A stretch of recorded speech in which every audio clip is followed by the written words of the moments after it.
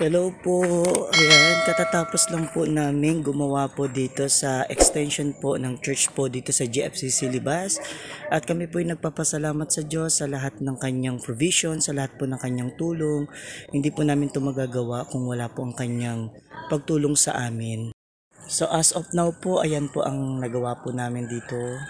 Napakabuti po talaga ng Diyos sapagkat siya po ang nagpo-provide ng lahat ng pangangailangan. Hindi man po ganun biglaan pero alam po namin na in right time lagi pong nandiyan yung provision ni Lord para po dito sa gawain po dito sa GFC Silibas. At maraming salamat po. Salamat sa lahat po ng mga naging kabahagi sa pamamagitan po ng mga prayer at samahan niyo po kami sa mga gagawin pa po namin dito sa GFCC Libas. Ito po ay para sa kabutihan at kalwalhatian, para sa karangalan ng pangalan ng ating Panginoong Jesus. God bless you all po. Bye-bye.